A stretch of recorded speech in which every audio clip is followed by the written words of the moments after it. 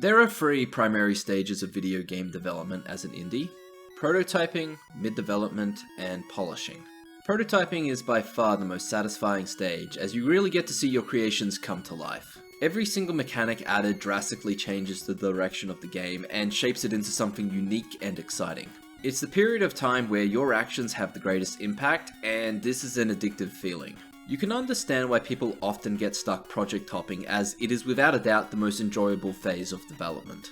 The polishing phase is when your game is technically content complete and you're doing all the little improvements that really bring the game to life. This may be adding bells and whistles, reordering content to flow better, fixing medium and low impact bugs, and just smoothing out whatever rough edges you can find. It can be really nice seeing the content you've worked so hard on getting the finishing touches it deserves.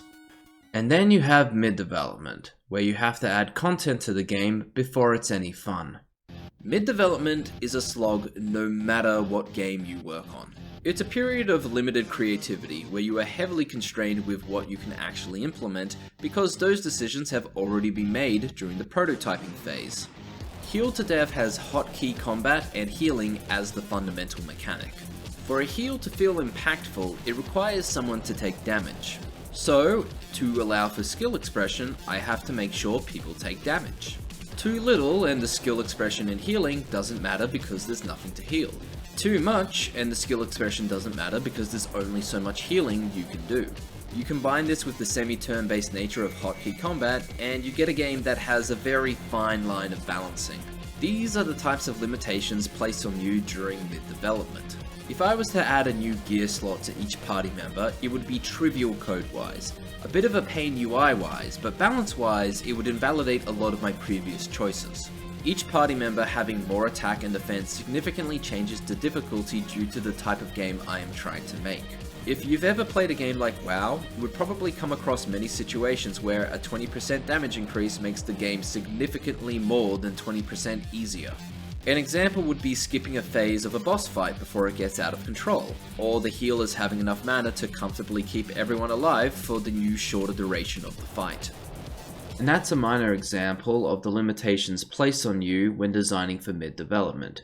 Your changes have a ripple effect throughout the game, so you need to be careful when tinkering with anything fundamental.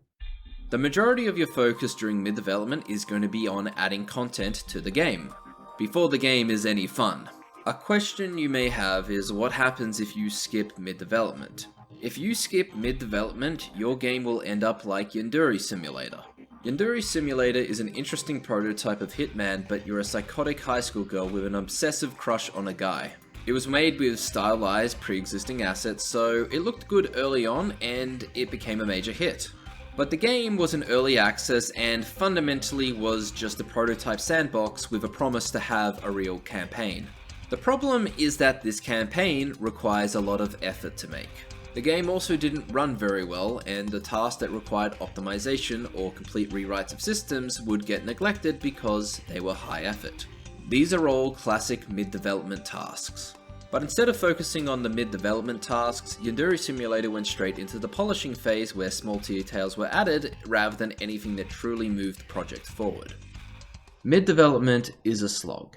It doesn't feel like you're making a lot of progress on things that substantially improve the game. I don't know how to treat the cause, but I have 3 ways of treating the symptoms.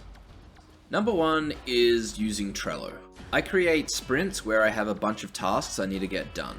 There's a satisfaction to getting tasks marked as completed, and a relief of not having to think too critically about what to do next. I spend 1 to 2 days designing and scheduling the next 1 to 2 months of work, and it declutters my mind. I'm not good at multitasking, but I am great at focusing on one task at a time.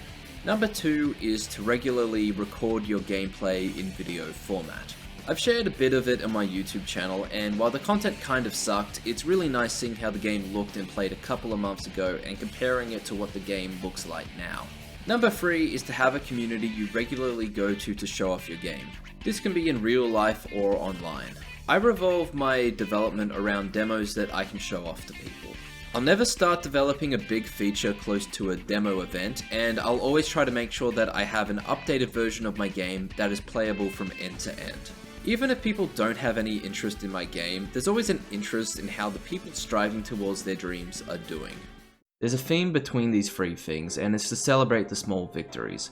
So many people get caught up in what they want their game to be that they forget to celebrate the milestones along the way.